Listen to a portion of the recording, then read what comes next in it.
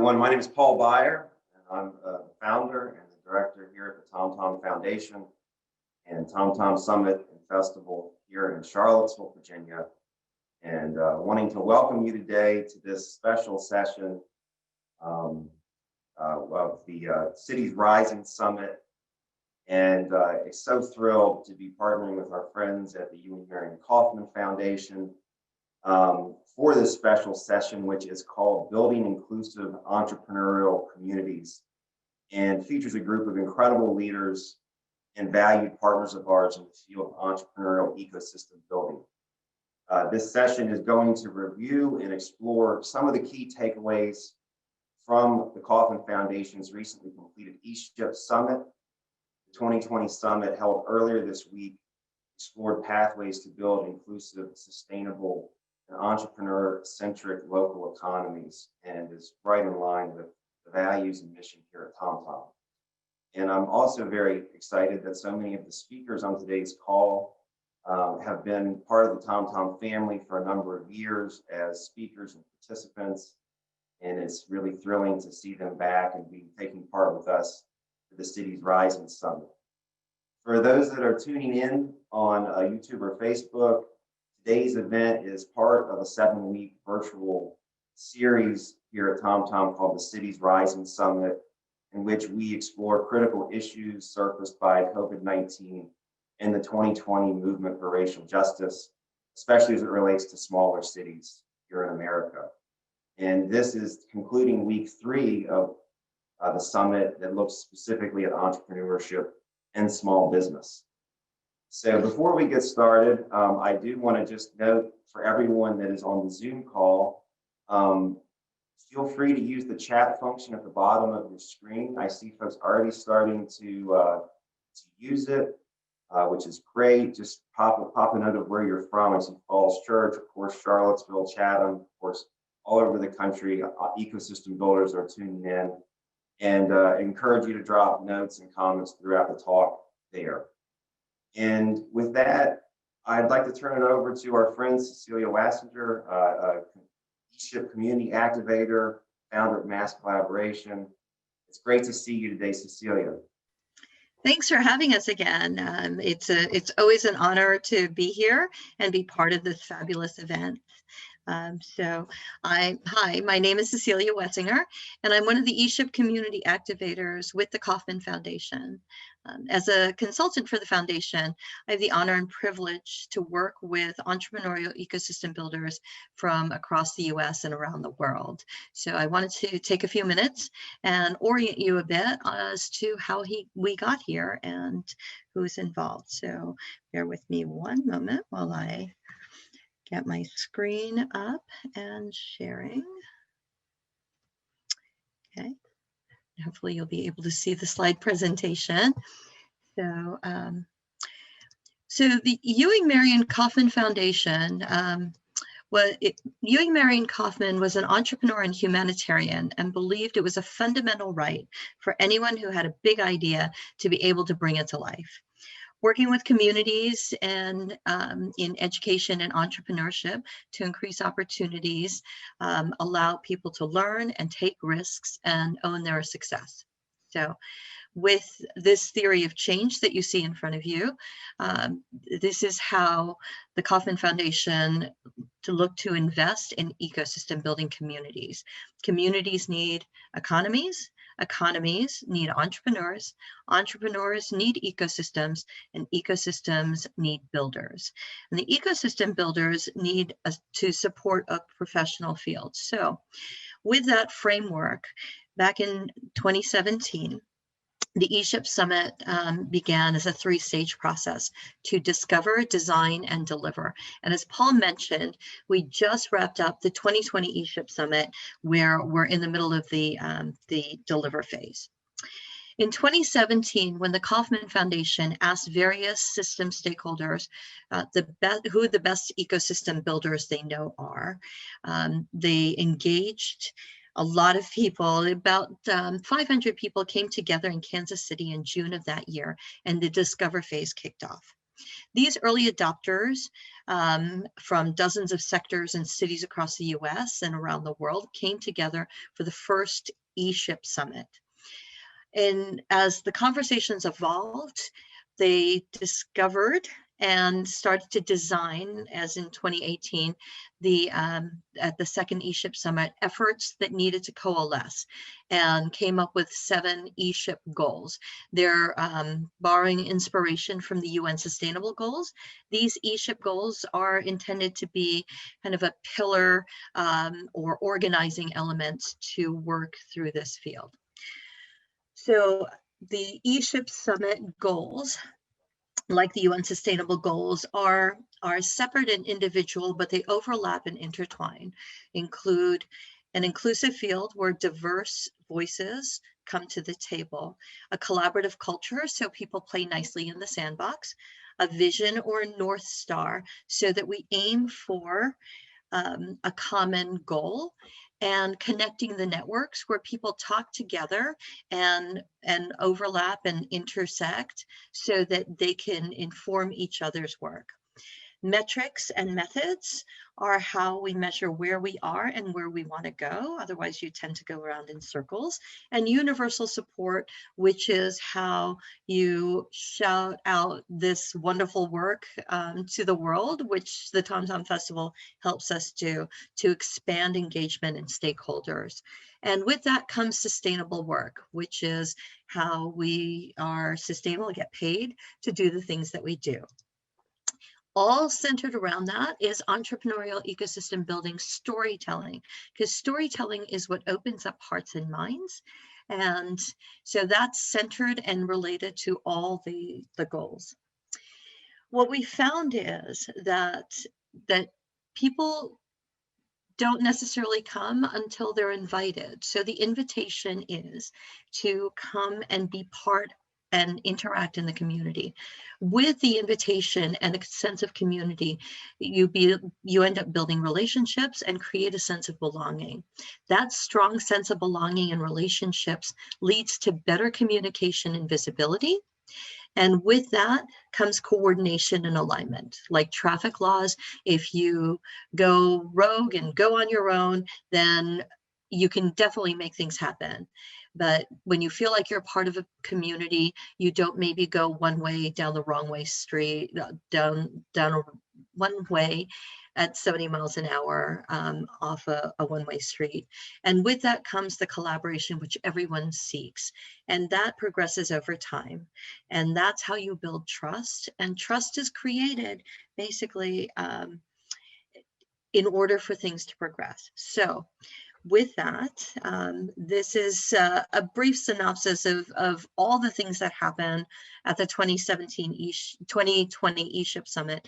But let me share with you actually an easier way to understand some of this. So I will share my screen again and introduce you to a video that summarizes it a little bit better than I just did, maybe.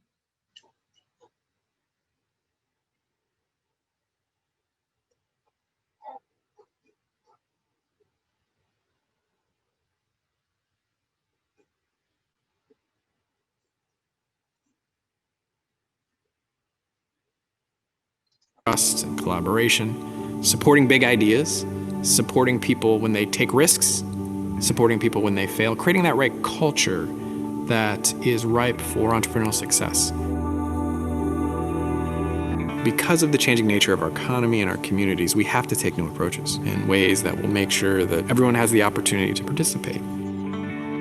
Traditional ways of supporting entrepreneurs looked at the individual parts of an ecosystem. Ecosystem builders take a systems view. They put entrepreneurs front and center in that system, and they say, how can I make our community more supportive of entrepreneurs of all types? So the role of an ecosystem builder is really a systems leader. It really takes leaders stepping up who care about the whole system and not just the individual parts of the ecosystem. Entrepreneurial ecosystem builders come from economic development, community development, libraries, universities. They come from different sectors. They could be entrepreneurs themselves. Anyone who cares about the success of entrepreneurs in their community. The challenge is that there's thousands of people that are working on building their entrepreneurial ecosystem, but they were doing it in what I would call custom and bespoke ways. There's very little consensus on some basic elements.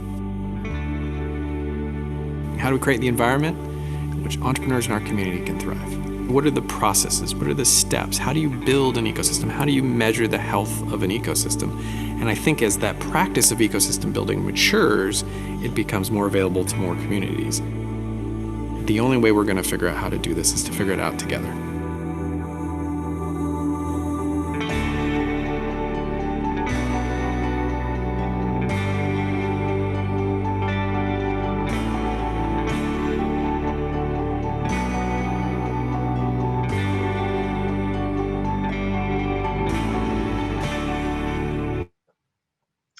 Right. And with that, I want to welcome our panelists. And I will be introducing each of these wonderful people that I have the honor and privilege to work around. And as I introduce them, I'm going to invite them to tell you a little bit about how they got involved and why they consider themselves ecosystem builders and what they do. So first, we've got Annika Horn, and Annika lives in the Carolinas. She's an epic storyteller, and she runs an organization called Social Venturers. So Annika, why do you do what you do? Hi, thank you so much for having me. It's pretty straightforward. I've always been really passionate about social entrepreneurship and empowering change makers. I personally want to live in a world where social entrepreneurs and everyone who supports them can really make a social or environmental impact without burning out in the process. Ecosystem building is a very long game that requires a lot of patience and tenacity.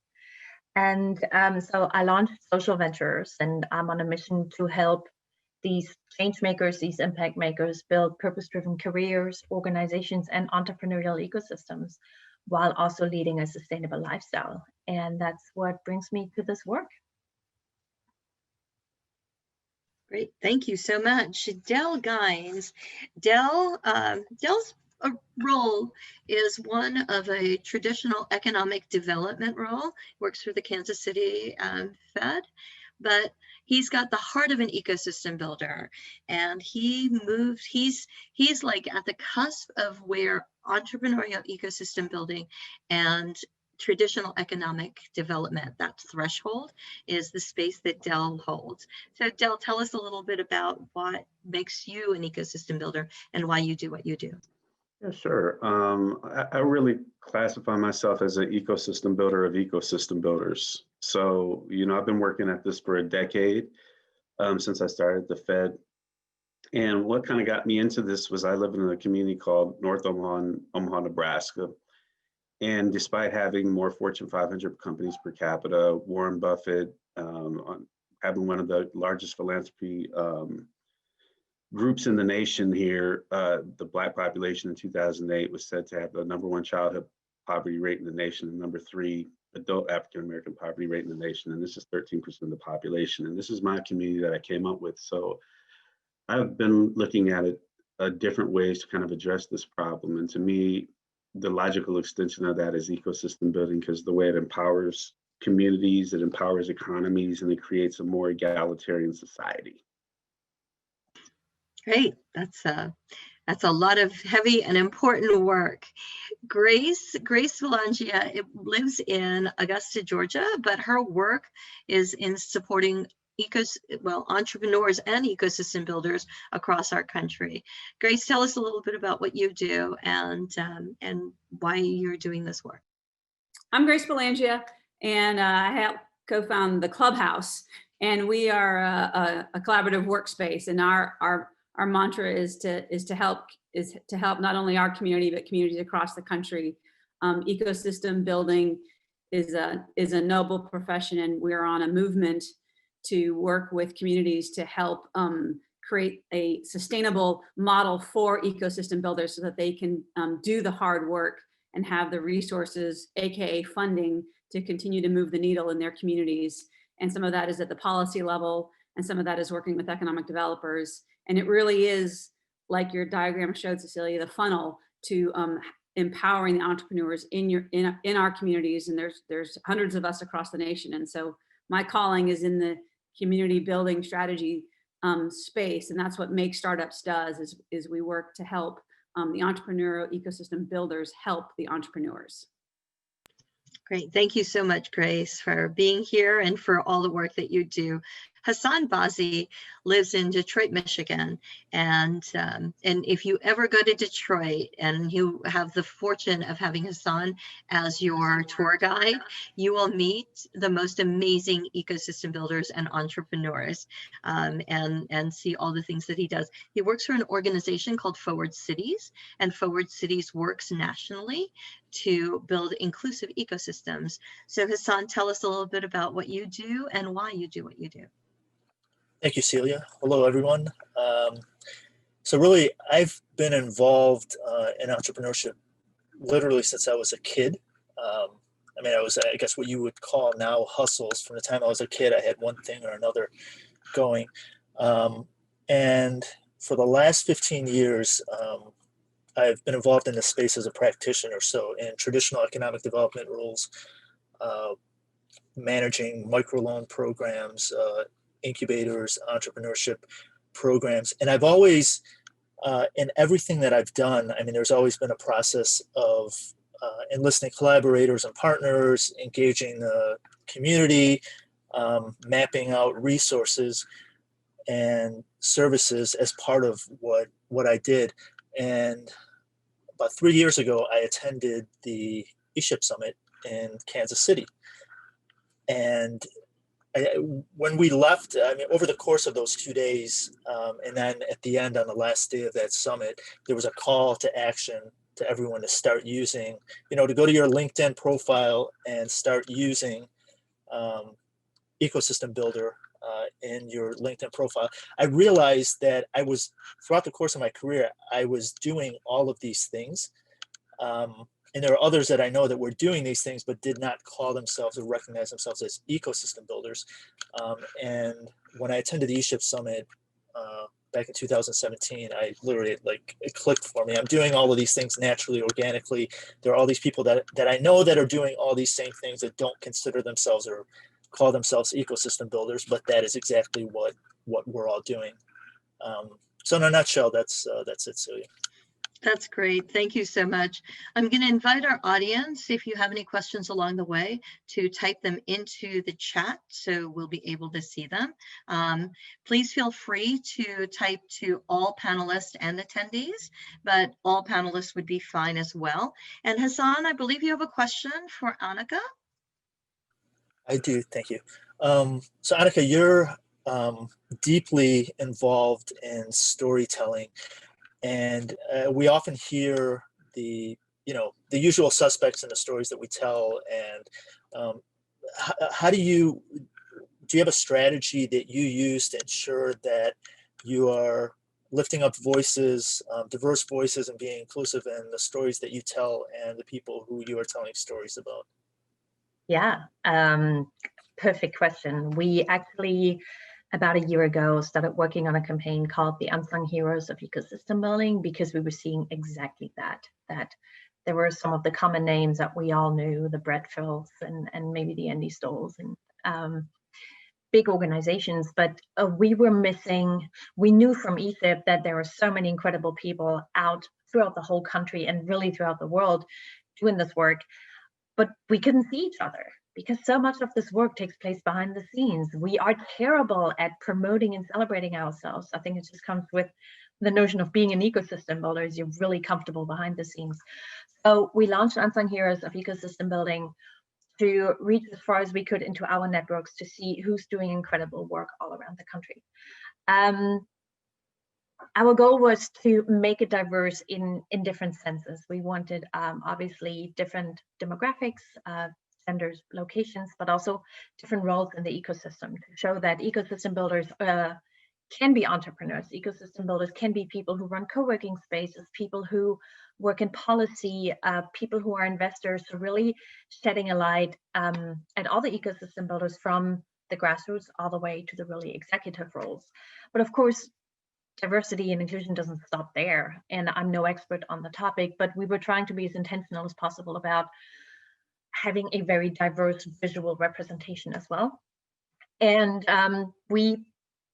I can proudly say that we achieved that. We did the best we could and really leaned on our networks and networks of networks, which is again where ESHIP comes in as an incredible community, being able to reach out to Grace, who has a strong foothold in Georgia, or to you, Hassan, or the wonderful people at Forward Cities, is really powerful. So building up those relationships, and I want to say this for everyone, please hear this loud and clear. You can't just reach out to people when you want something. I come across this every now and then. So I think it really comes back to what it means to be a good ecosystem builder, and to Del's point, to be an ecosystem builder of ecosystem builders is building up these genuine relationships, which all of us do. And we have to be really intentional about reaching out to people who look differently, speak differently, dress differently, work in a completely different surrounding and environment than we do. So that's the short of it. You got to be really intentional and be authentic, and truly, truly care about different communities, and just bring that curiosity with you. Great. Thank you so much, Annika. And I believe that you have a question for one of our panelists as well. I do.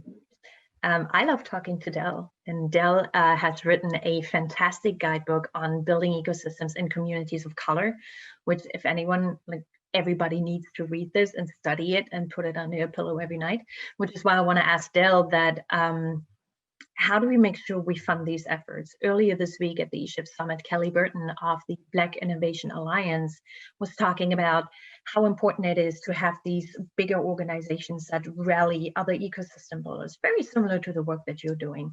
But he also said systemic change is not cheap.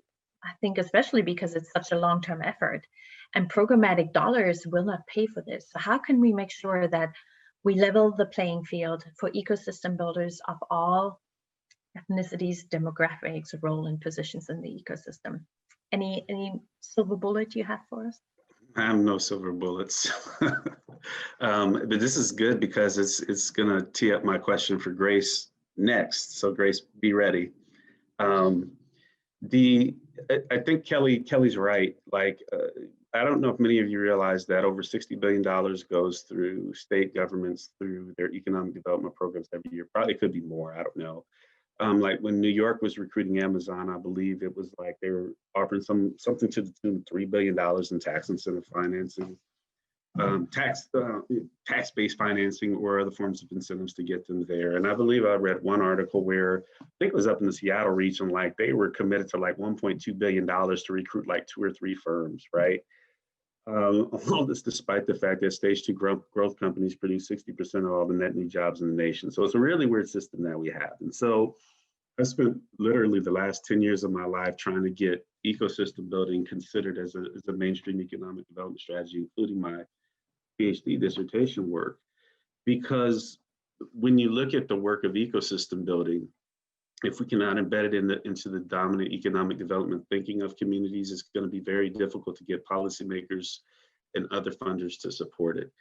And so this is for ecosystem building in general. And the good thing about what we've been doing with Kauffman, the group I work with at the Fed and other national providers, is we're saying inclusivity has to be baked into the cake. So the field is not a field unless it's inclusive, and you're a terrible economic developer or entrepreneurship ecosystem builder if you're not an inclusive ecosystem builder. I wrote an article on it, laying out my argument for why that's so. So the thing that we need to do, like there's always we talk about entrepreneurial capital stack, right? There's an ecosystem builder capital stack too, and it's going to depend on the level at which you're trying to build the ecosystem.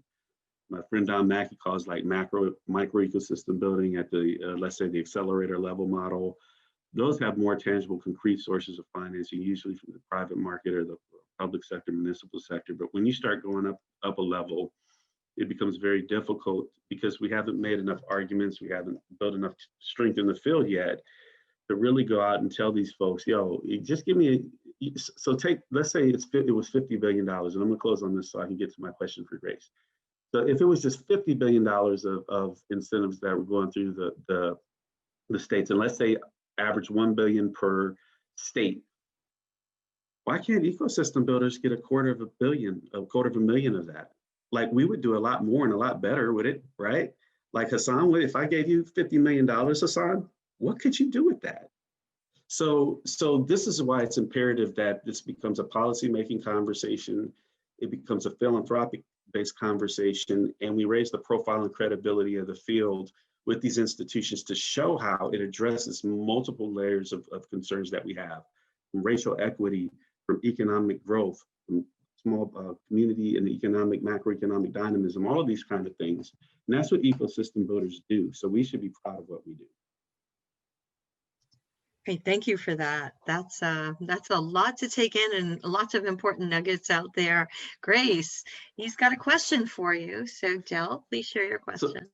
So extending kind of my thoughts from Annika's question, talk about how would you recommend, or how would you suggest that, kind of your local ecosystem builders really engage local policymakers and other influential people in their community to get them to buy into the process?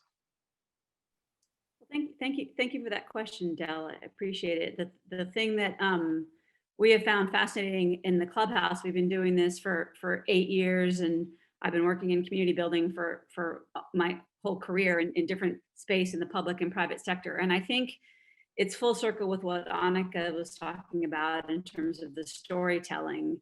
At the end of the day, we're all people, right? And so telling the stories of our entrepreneurs helps move the needle, whether it's local, state, or federal. I'm a big advocate for documenting the people that are coming through our space, talking to them, getting their information, their stories, and sharing them with our policymakers.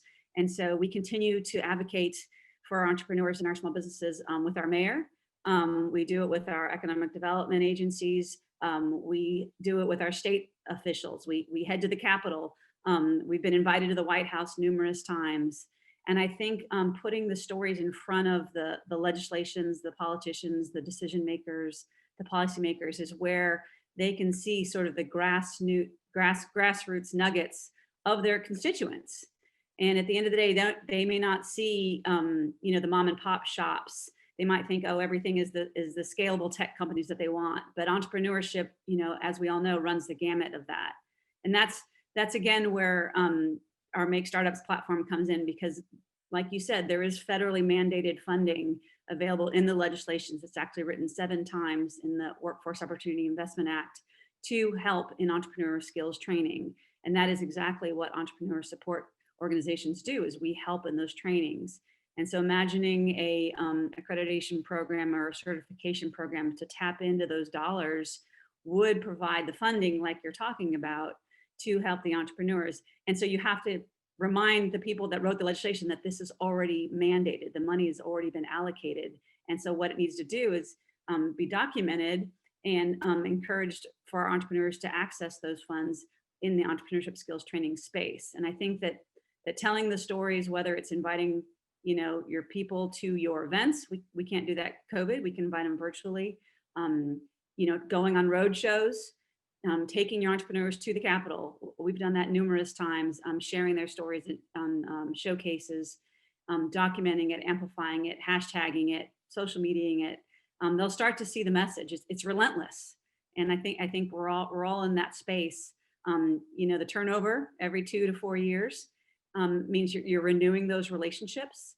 If somebody's in a position and you don't agree with them, they might not be there in 2 or 4 years. And so you're constantly negotiating those talks. And we worked with Kauffman before on talking to people about what it looks like, and across state lines in this country, we can talk to politicians that may not represent us geographically, but they're on committees and things. And again, you're continuing to share the story of what you're doing locally, because at the end of the day, we're all trying to help our entrepreneurs across the country. I think that's the direction that we need to go to. Great, thank you so much, Grace. Grace, and I believe you have a question for Hassan.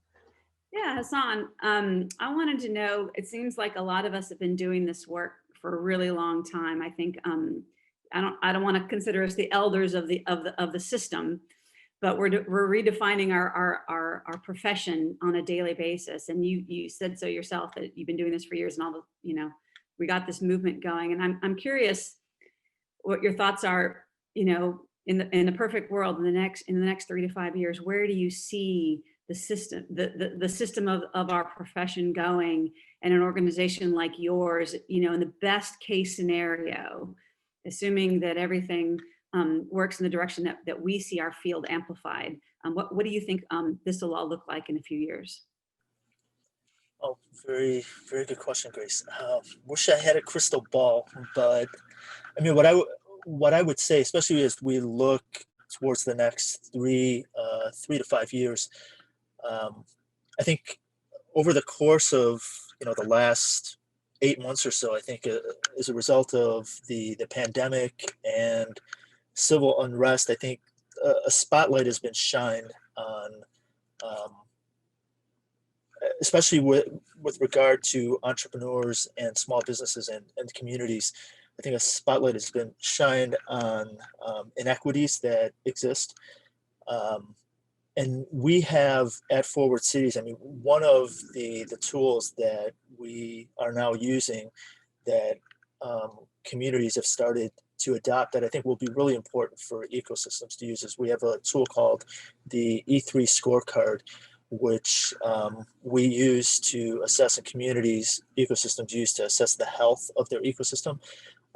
And on that tool, there are 4 essential elements: people, programs, networks, and narratives. So we look at these as 4 components that are essential to a healthy ecosystem. And within those 4 elements, so within the category of people, you have talent pipeline and mentors, champions, and ecosystem builders. And when you get to programs, that includes on-ramps and pathways and intersections and conversations. And as soon as I go through these, I'll talk a little bit more about why all of these matter.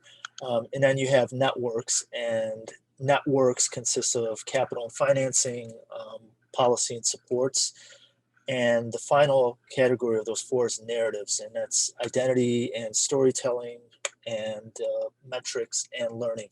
So we've identified these 4 elements and those subcategories as essential to a healthy ecosystem. And I think when I go back and to where I started with the pandemic, I think a lot of ecosystems realized once they had to shift to a virtual space, they started to realize how fractured their ecosystem is and how important it is to have a cohesive ecosystem. There are conversations that ecosystems and communities were not having prior to the pandemic that they are now having. So I think with those 4 categories that I mentioned in the subcategories under each one of the categories, I think once communities look at those as essential to the health of the ecosystem and assess where the gaps are and where the assets are, they can easily look at, this is what we need to address in our ecosystem to ramp up this, you know, this area within our ecosystem. And I think looking at ecosystems within those 4 categories, you can start to look at what you need to address, what your assets are, what your gaps are, and what you need to do, you know, over the course. And Celia mentioned this at the start, but this is a long-term game. It's not, you know, 3 years or 5 years, but I think starting by addressing where the gaps are, what the assets are, I think ecosystems and communities can start to look towards building a cohesive and connected ecosystem. So I hope I answered your question. I kind of did it in a roundabout way. I think that's great. Thank you so much, all of you, for all of these important tools and tips. So a question for all of the panelists: because you've now shown us that there are things in place, there are ways to approach this work, how do you foster that coordination and collaboration to ensure that diverse perspectives are being met? I know that as a cultural competency facilitator, I know I'm asked to recognize beyond major identity markers being race, age, gender, things like that. But I know that in the work that we do around ESHIP as we're convening, we also take into effect the rural and the urban, and knowing that, you know, especially right now in this pandemic, we're all weathering the same storm, but we're all in different boats. So how do you make sure that all the boats are in this flotilla? So that's an open question to all of you.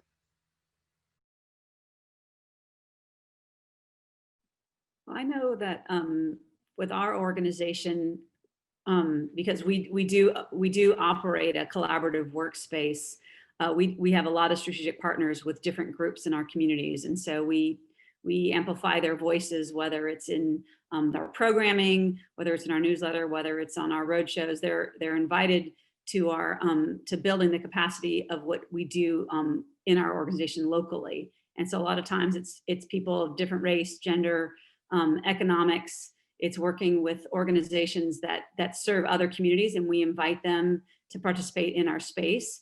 And it's an exchange of ideas, and then they get to have sort of the stage. We get out of the way and let them amplify the work that they're doing, and it shows a collaborativeness for our entire community.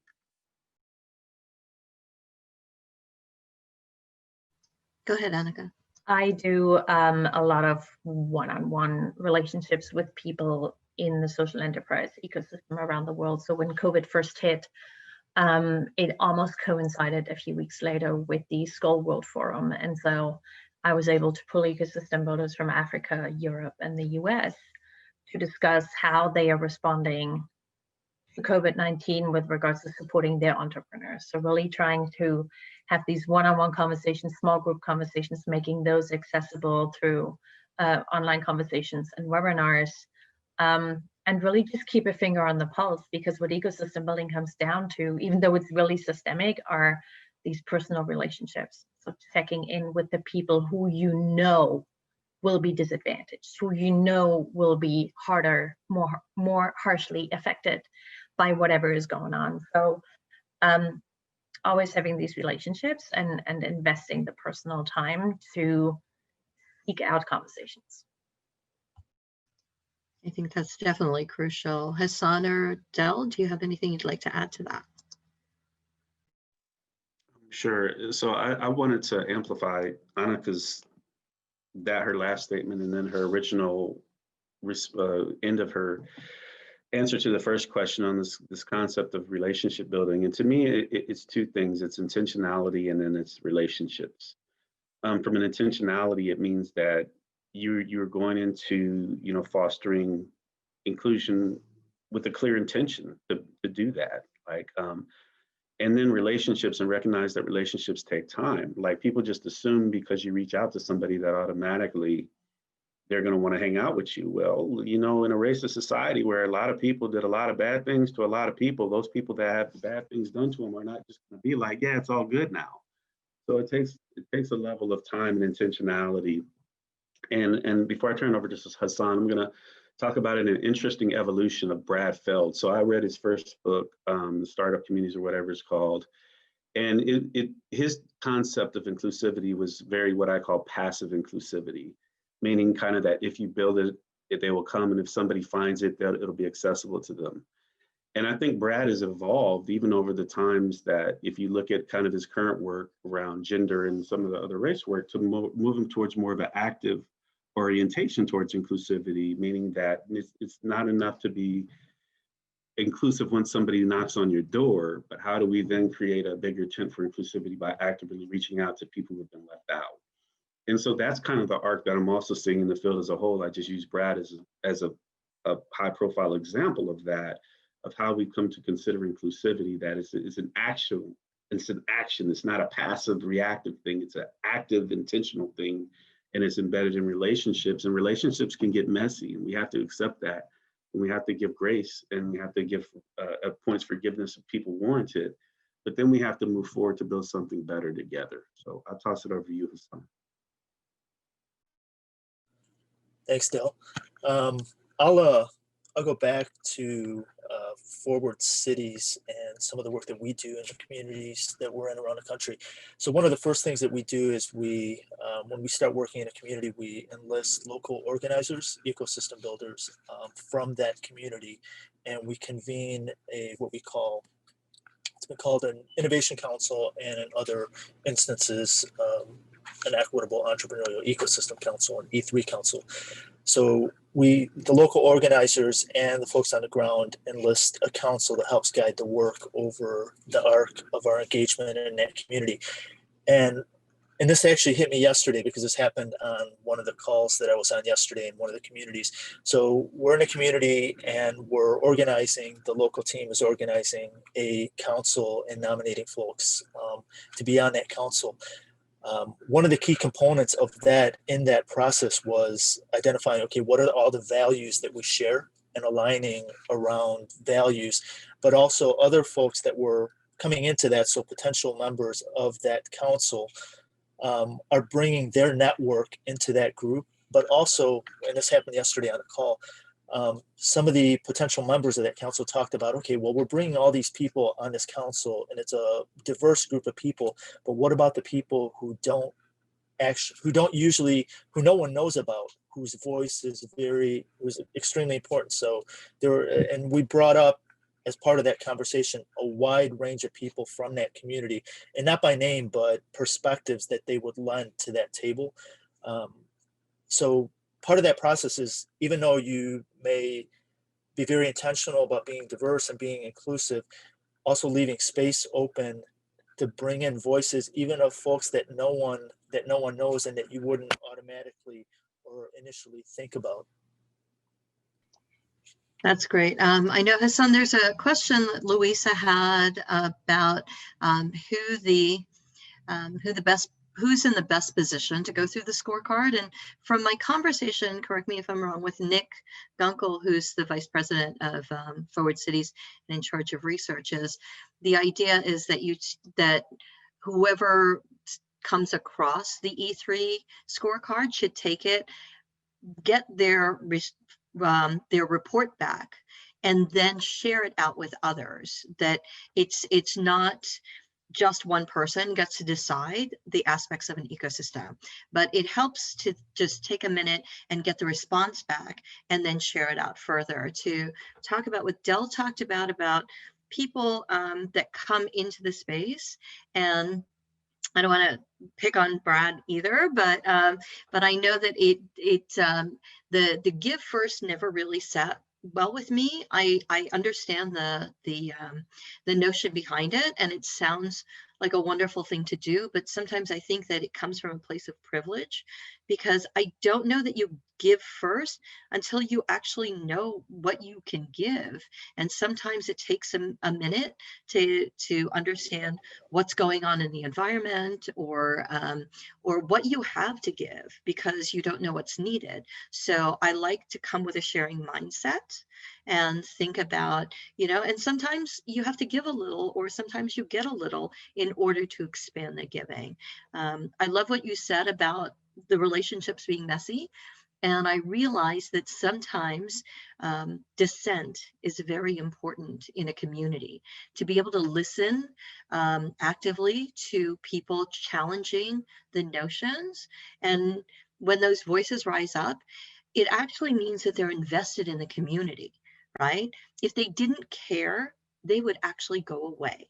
So when your community is operating in a way that seems to be flowing and nobody's causing any friction or saying anything, sometimes I worry, because you know what, they're not invested enough, or feel like they're coming up against the barrier to exit. So I have a couple of great takeaways, but I want to invite you now to share, and we'll just popcorn around. You'll call on the next person, but I'd like you to share something that you learned from one of your fellow panelists today. So I'll open it up to whoever speaks up first.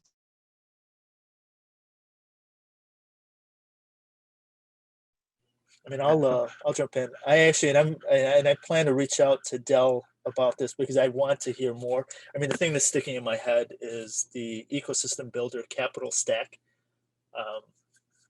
So that's something that I really want to learn more about from Dell. Yeah, I mean, both it's just Annika's just her position on storytelling reinforced by Grace in the municipal, funding space is just powerful. I mean, we think of ecosystem building as more of a technical thing, which it is. There's a lot of technical aspects to relationship formation and processes and programs, but just that people resonate with storytelling in a different way. And Grace saying, look, telling these stories to the people that have the power to create policy and funding and connecting the dots between Grace and Annika, I think it's really a powerful lesson for us all. Teeing it up to Annika. Yes. Go. I was going to say, don't get me started on storytelling. I'll talk until midnight. One thing I took away goes back to what Dell said. He said earlier that the field is not a field unless it's inclusive. And you got to let that sink in for a minute, because I think wherever we are in the news cycle, it's something that's really easily said. But even for us, this is constant work and we cannot take a break, which ties into something that Grace said is the legislation might change, but we still got to be there. We got to tell the stories, and telling those stories means we have to lead by example when it comes to being inclusive. And that's so very uncomfortable for someone who looks like me and lives like me. So it's a constant job, but the truth is we are building this field, and that means we have to go above and beyond and leading by example in what we want this future of the field to look like. So once again, Dell, I'll tweet it later, but the field is not a field unless it's inclusive. I think is powerful and just puts a ribbon on a lot of this, what we talked about today. And with that, I want to hand it over to the beautiful Grace, who's on my right. Hi. I agree with all of you guys, because at the end of the day, that's a mixed blessing for me, because I'm going to segue into actually giving Cecilia a little bit of a shout out. Uncomfortable conversations, awkwardness in spaces that you're not invited to be a part of, the activist idea, knowing that you need to ruffle some feathers. My personality lends itself to conflict avoidance. I just want everyone to get along all the time. I'll leave the room if I feel uncomfortable, and that's not good. That's not fair. We need to have those conversations. We need to move the needle. We need to continue to ruffle those feathers, like you said. And I think that's one of the biggest takeaways in this movement, is to continue to talk about the things that we're doing right, the things that we're doing wrong. I think we all have that room for improvement, and I think that's what we need as a community, and obviously as a country, to be in that space, to have those awkward, uncomfortable conversations continuously, and like you said, Annika, relentlessly.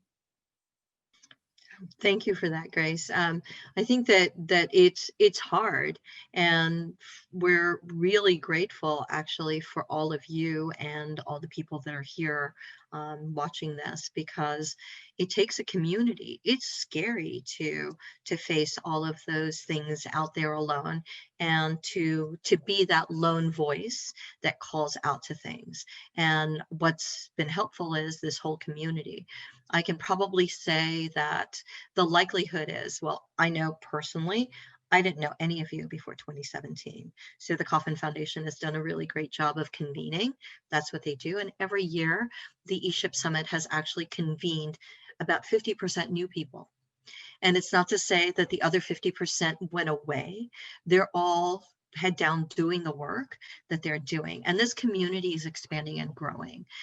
We had a question that I wanted to address, and then I'll give you all a moment to think about just a nugget of what you want to say. So somebody asked, have you expanded the mindset of existing businesses to take risks and engage with local entrepreneurs and innovations as a customer? Now, I don't know what the answer is for any of you. I think a couple of things is culture is really important. And what we've had the ability to do, and that's where the dissent comes in, is that there's a culture where we come to the table and feel like we can voice the things that we're passionate about. There's a simple equation that Victor Huang had shared when he was vice president of entrepreneurship, which is people plus culture equals everything. And I think that's absolutely true. So the other thing, my colleague Christine, who I believe is watching us, Christine likes to say that we model what's needed to create what's possible. People aren't going to take risks unless they see you taking risks. People aren't going to know that that's an okay way to be. You know what you know, and you don't know what you don't know. So how do you know that there's a better way? Also, in all the people that are coming together in all of this work, there's the I love what you said about getting started. I think that's crucial, being intentional, getting started, and part of it is also getting out of the way, which is what I heard. It's all about it, because when you start and have to curate and mold every little facet, I think there's a way that it starts becoming ecosystem building and not ecosystem building. So how much more are you sharing of what other people are saying? And so I ask people to advocate for each other. It's great that you have a great new project, or you have a wonderful article or blog. That's some of the things that we do around storytelling in our initiatives, right? Annika posts a great blog, and by the way, she posted a really fabulous one about panels and how not to have a snooze fest. So hopefully we've listened to all those things, but then it's my turn to share what she's written. So I advocate for her. I advocate for the things that Grace and Eric do at Clubhouse, the work that Dell is doing, the fabulous team at Forward Cities. It's about us working together in order to move this field forward. And if you're only promoting the thing that you do, sometimes you become very lonely in all of your work.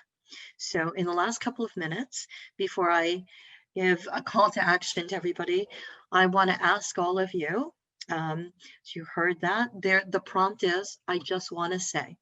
So I just want to first off say thank you for your time and energy, and for all the epic, and I hope I can say badassery, that all of you bring to this work. You inspire me, you excite me, and I can't wait to get started. So I will turn it over to Hassan. What would you like to say?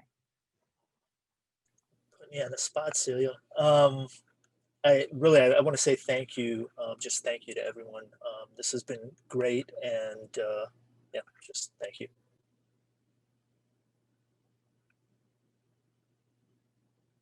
Who's next? Del? I guess I would like to say that, we're in some tough times. A lot of things are happening at once, a lot of difficulties, a lot of daily stresses.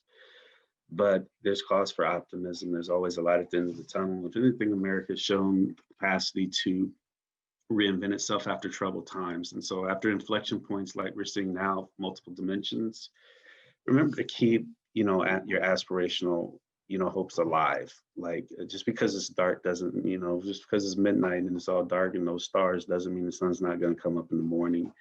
Sometimes it's difficult to see that. Just because of the daily stressors. And as you know, stress eliminates your field of vision and distorts your perception of reality. But I just like to say, I appreciate everybody on this panel, all the ecosystem builders I've had the privilege to work with, some of the best people that I've ever worked with, and all those participating too. I love you all, and we just have to keep working hard for a better tomorrow for everybody. And I'll pass it over to Annika. Thank you, Dale. I just want to say that, we easily get caught up in the language of ecosystem building and venture capital and systems thinking and all that. But I want to remind everyone in the audience and on this call that almost everybody can be an ecosystem builder. If you come to this game with a genuine interest to see entrepreneurs in your community thrive, just come and bring it. we need more people who really care. And that doesn't mean you have to be an entrepreneur, you have to have a business degree. If you bring that genuine dedication, a good ecosystem builder in your community will find a way for you to plug in and give and support and grow. So don't be put off by the language. Support local business wherever you can. And if you want to get more involved, thanks to Google, I'm sure you'll find a way to plug in. And I know that universities, for example, are a great way to get started. So we need more of you. It's not a very sexy job and it takes a long time, but you get to hang out with people like this. So please come and join us in these efforts. And I hope I speak for everybody to say, if anyone wants to connect on LinkedIn, find us, find our websites, come and chat to us, sign up for everybody's newsletters, get your head in the game. And I think you'll be pretty excited to see what we can do. And with that, back to Grace. Hi. Yeah, I guess at the end of the day, thanks to the TomTom Foundation and to ESHIP and to the Kauffman Foundation for continuing to invite us to speak at panels like this and convene. I think the peer-to-peer network is priceless in the space that we're doing this. COVID allows us to do the Zoom meetings. I put in the chat if you do want to reach out to me privately about the work that we can do in your communities to help access those fundings for you. We're actively looking for cities that are interested to help pilot this in 2021. We actually are working with Bradfeld in Colorado right now with some cities, and we have some cities in Georgia and California. But like I said, we intend to amplify this across the country because there's hundreds of cities that can access the funding that they need for their ESOs to be paid a fair wage and to help their entrepreneurs. That's great. Thank you so much. And before I turn it over to the TomTom Festival people, our call to action is, well, like Hassan said, if you feel like you're an ecosystem builder, add it to your LinkedIn, because when you put that on the title, then it actually happens, right? And hopefully you'll accept our invitation. The invitation is to get involved, not only with each of us, but in your local communities. And don't worry about who you should collaborate with or who's not at the table. If somebody says those people, stop and invite those people to come to the table. And you actually really start with the people who show up. And so I want to thank all of you who actually showed up. And that's huge. And a way that we're trying to shine a light on all the in the community and by other organizations is there's a local event series and national event series that's being posted on Ecosystems Unite. That's the collaboration and the hub where people at the TomTom Festival can tell you what they're doing, and NBIA and IADC and Forward Cities and all of those names that we've rattled off that you may or may not be familiar with. It's a way to start conversations with each other. So we invite all of you to come. So thank you. With that, I will turn it back over to the TomTom Festival. Thank you so much. Thank you, Cecilia, Grace, Hassan, Del, and Anika. Thank you for sharing your insights and your expertise today. This was such an incredible conversation. We would also like to thank the Kauffman Foundation for collaborating with the TomTom Foundation to bring this panel to fruition. Incredible discussion, great optimism by people who are actually doing the work, and a message of inclusion to invite people to participate and to reach out. That's exactly what we need during this time. Also, I'd like to thank everyone who attended for being part of this discussion. You guys are the people who are next to get involved if you're not already. And it's so important that we have an ecosystem, that we have participants, and that we have people who can reach out into the community and continue to spread this notion of goodwill and ecosystem building. If you've enjoyed today's session, please consider becoming a contributing member to the foundation. You can do so on the TomTom website at tomtomfoundation.org/give.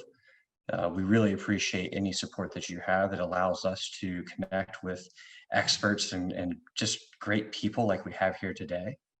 And we hope you'll join us at other events throughout the City Rising Summit. We have 4 more weeks of wonderful programming coming your way, focused on community arts, equity in education, and data for social good. So thank you again for your time, and we will see you guys soon.